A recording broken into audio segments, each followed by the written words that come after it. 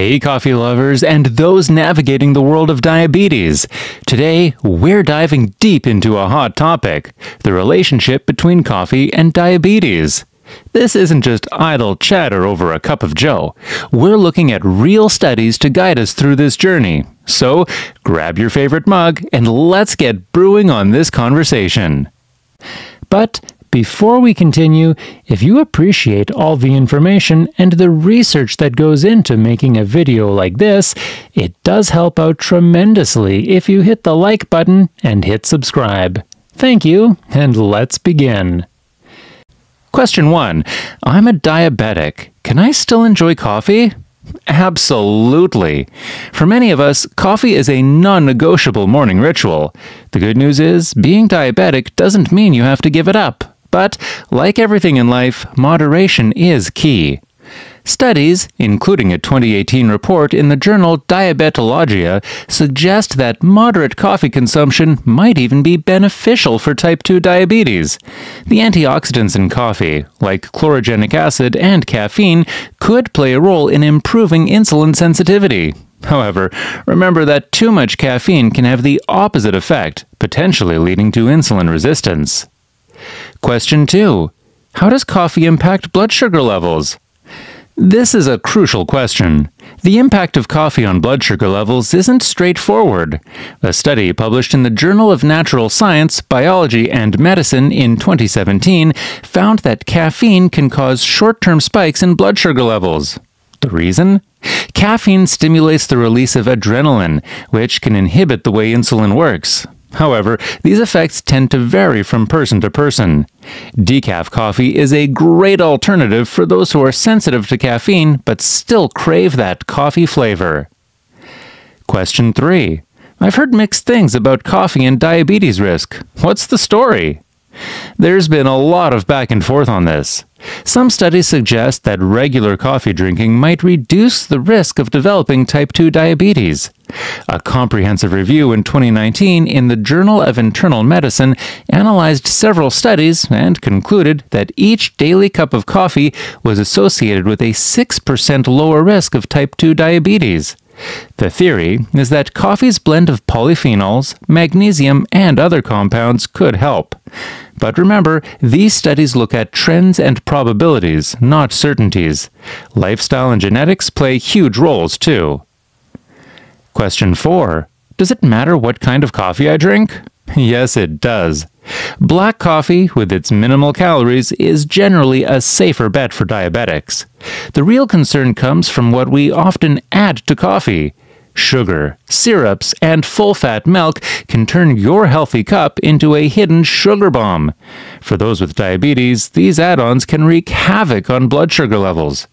Opting for low-fat milk and sweeteners can be a better choice. Also, be cautious with diabetic coffee creamers. Read labels to ensure they don't have hidden sugars or unhealthy fats. Question 5. I use sweeteners in my coffee. Are they okay for diabetics? Sweeteners can be a bit of a gray area. Artificial sweeteners like aspartame, sucralose, and stevia are widely used as sugar substitutes. They don't raise blood sugar levels like sugar does, making them a popular choice for diabetics.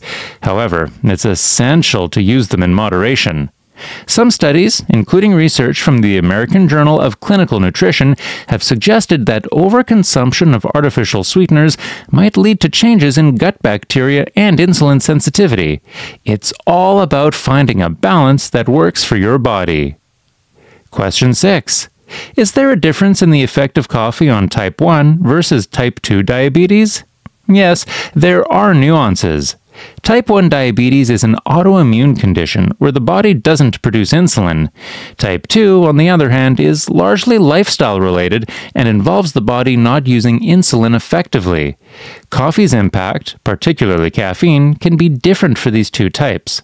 For type 1 diabetics, managing blood sugar is a delicate balance, and caffeine's potential to cause blood sugar fluctuations might be more problematic. Type 2 diabetics might benefit more from the insulin-sensitizing effects of the antioxidants in coffee. Again, it's about individual responses and moderation. Question 7. Are there any other benefits of coffee for diabetics? Interestingly, yes.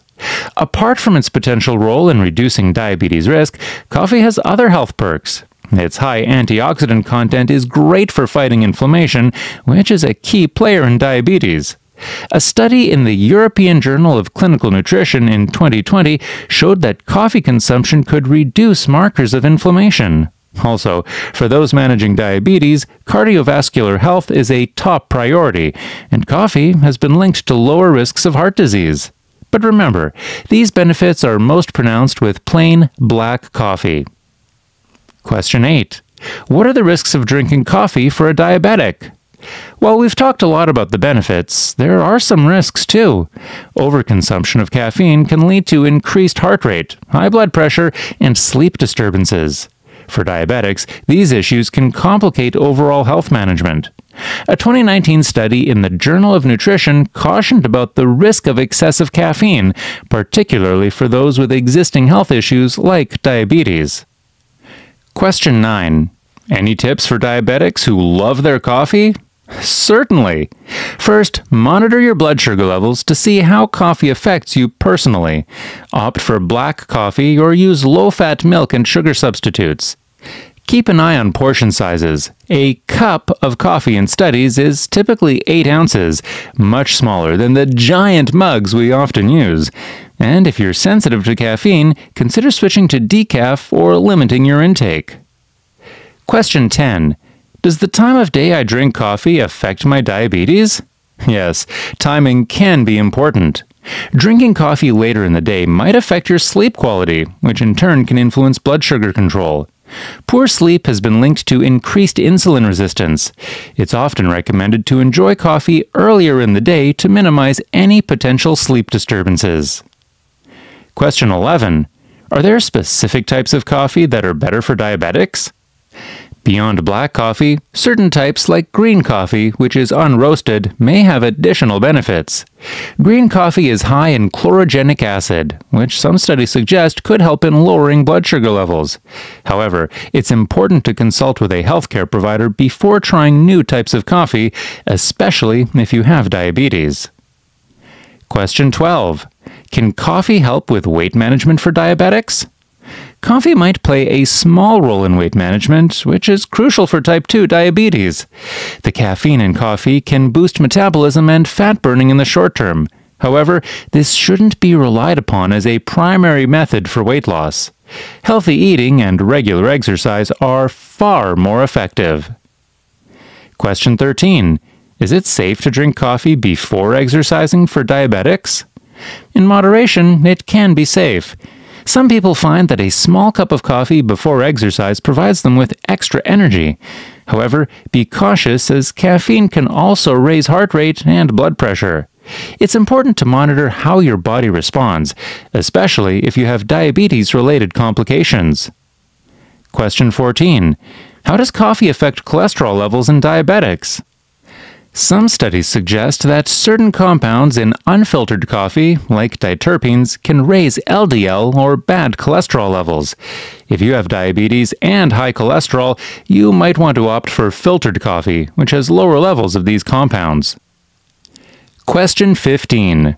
Are there any coffee alternatives recommended for diabetics? For those who need to avoid caffeine or coffee altogether, alternatives like herbal tea or chicory coffee can be good options. These provide a similar comforting warm beverage experience without the potential blood sugar impacts of caffeine.